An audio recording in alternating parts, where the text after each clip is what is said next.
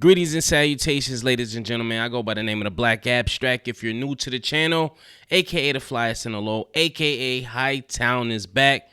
We can all rejoice now. Hightown, I got into this during COVID. Not working, just watching channels. It was before I was in the process of starting my own channel. But I was just, trying to find new shows to get into. This got recommended to me. Star, you watch certain stuff on Stars, and then it's you see things, and I seen a character that I was very fond of on Chicago Fire, Monica Raymond, and I'm like, okay, this is what she's doing, because I was wondering like why she left. So I started watching the show, and I was hooked. Different change of pace for her, on Chicago Fire. I couldn't really stand her. She was the goody-goody. She always wanted to do the right thing, and it pissed me off sometimes. Because sometimes you got to bend and break rules. But this was a complete 360 from her character on that show. She was like an addict. She was banging anything in sight.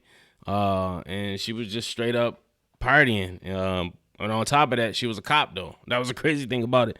And she got wrapped up in a crazy situation. One of her addict friends got tied up in something, and she was trying to help him out. And it was just a big story. If you haven't watched Hightown the first season, go watch it. If you have watched the first season, then that's why you're here, because the second season is out. Finally, I was wondering if this is even going to come back. I heard it got renewed. I didn't hear anything about it. Listen, I don't watch TV too much. I don't watch regular TV. And nowadays, it's hard to see promos for things unless you really search it for it. So, same thing with this. I was watching BMF, and then I just happened to see a new poster for this. And I'm like, is this back on? And I started jumping up and down. I'm like, yo, I can't believe it. Anyway, so Hightown is back. Season 2, episode 1, entitled Great White.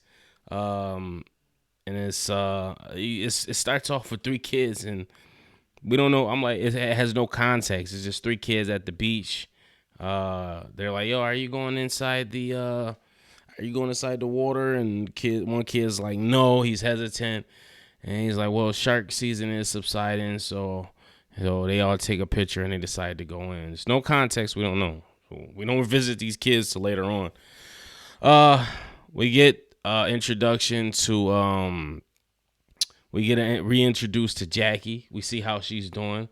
It's been 50 days since the last season, so it's not too far after the first season. She's doing good in her sobriety. It's Halloween night. She's excited. She wants to get off the boat early. Her captain winds up obliging to let her get off. And everybody's giving a warning, like, yo, just be cautious. Don't do nothing crazy. And we see her walking into this party, or making her rounds. She walks into this party, and she goes and sees her landlord, the one that was always bugging her for money. And he says that rent's due tomorrow. So I'm like, uh-oh, she about to relapse. But she doesn't. She winds up going to her dealer and she buys something. And I'm like, oh, don't tell me she about to relapse. And it was with the intentions of just, I guess, trying to get him off the streets, or I don't know what she was trying to do exactly. That's what it seemed like. She tried to bring the attention to Detective Allen, who is he's a sergeant now, I guess, because he obviously shitted on his partner, Detective Ray, who is suspended now for banging Renee, who was Frankie Alvarez's wife. And she was playing him all along. So, and she was a confidential informant. She was going to flip on Frankie, but come to find out that wasn't really the case, or she had a change of heart at the last minute. And he wound up getting all caught up and wind up losing his job or getting suspended from his job. And he's bartending now in some kind of Honolulu type atmosphere. He got a hot Hawaiian shirt on. Jackie's trying to get involved in some cases because she's actually helping out at the city district precinct once a week, but she's not there long enough to actually get involved in something. And the new sergeant is kind of just like, he's kind of like by the wayside. But we get introduced to his family. He got a Jamaican wife, and I wasn't really too fond of his character last season. He just wasn't. I like them cops that kind of got to break. They break the rules a little bit, and he was just a goody goody. I'm not a like I said before. I'm not a fan of the goody goodies. Anyway, we see on the newspaper that Frankie Alvarez's cousin has been released from jail, and this is all due to Ray banging his CI. So like the credibility of the case collapsed against these guys because he was banging a confidential informant, which happened to be the wife of, you know what I'm saying? So it's all just like collapsed now. So, yeah, he set a fire up under his ass. We see that Osito, which was the big black dude who actually shot Jackie, and he got shot in the process. He's getting locked. He got locked up, and he's on like a walker. He has a walker, and he's going up to the desk, and he realizes like they got different colored jumpsuits. And he's like, "Yo, what's the green for?" He's like, "Oh, that's people with easy time. They gonna be in such and such here."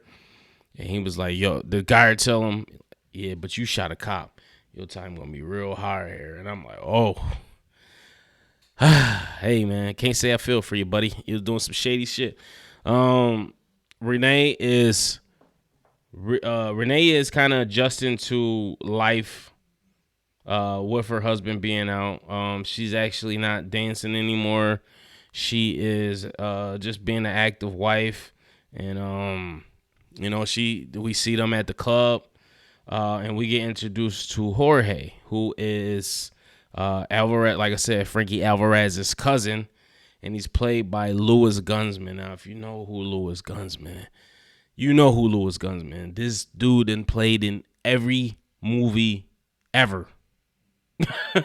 Like every movie, every TV show, he is in it. Last thing I saw him playing in was Everything. No, I saw him in Shameless. He was Frank Gallagher's partner in crime. They were just coming up with all these harebrained schemes, and he was playing a addict. Like this is this dude's caliber of acting. Whenever he plays on something, you already know it's going to turn up a tier. So to see him on this, I'm like, this is going to be a good season. I already know it's going to be a good season because this dude has the ability to play anything. He can play gangster. He plays a lot of gangster roles and they believable. So he has the ability to play gangster roles. He has comedy. He can play an addict. So I'm like, this already brings another tier to this season just by him being on here. People gotta, you in the scene with him, you gotta step your shit up. Put it like that. We also see that the two little girls, the two little black girls, I forget their names, and I couldn't see it on the cast, but who was getting the product, who Osito was getting the product from. He wound up getting knocked last season. I don't know if did he get caught or did he get killed? I think he might have got killed. I'm not sure. I'm not sure. But anyway, at the end of last season, you remember it was two black girls. They were sisters, and she was like, "Yo, we just gonna take over the business. We could do this." And come to find out, that's true. They are the ones. They're doing the damn thing. She's keeping her word. Don't know where she's getting the product from. She has a plug, or she knows the plug. But anyway, she's keeping the business going. And it was some shady shit that happened. Those three kids at the beginning, yeah, they wind up getting a bad batch of some shit, some fentanyl. First fentanyl death on Cape Cod. And it was due to them. But we don't find out that till later. All we see is these bags. They got Great White on them. And the shit's so powerful. One of the cops that's in the house winds up passing out for this shit. I don't know if he died. But three teenagers that were on the beach at the beginning end up getting killed for this shit.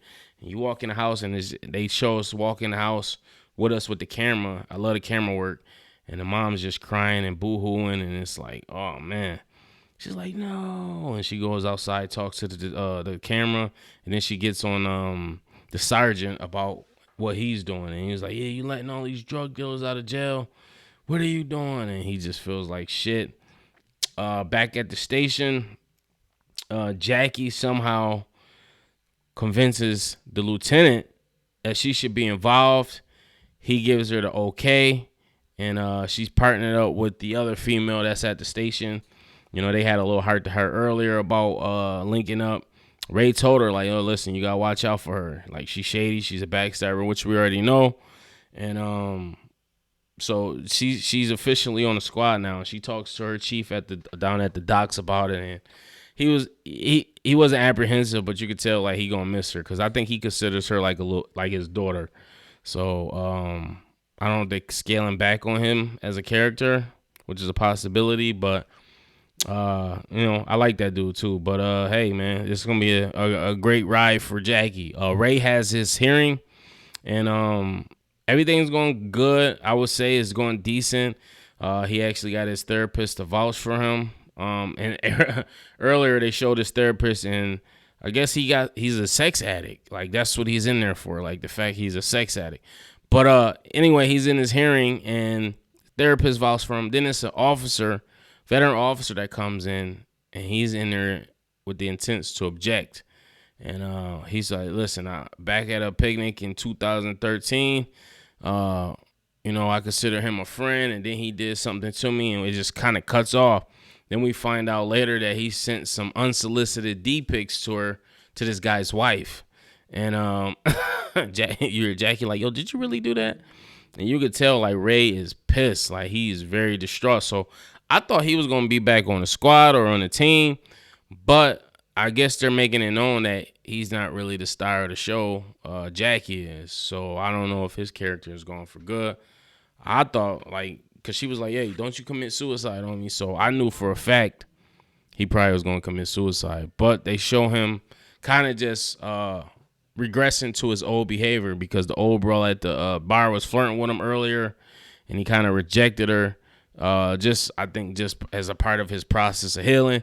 But you see, once he got he got denied to be on the force. You just see him in the back room banging this old broad, and he giving her the business. So poor Ray, man.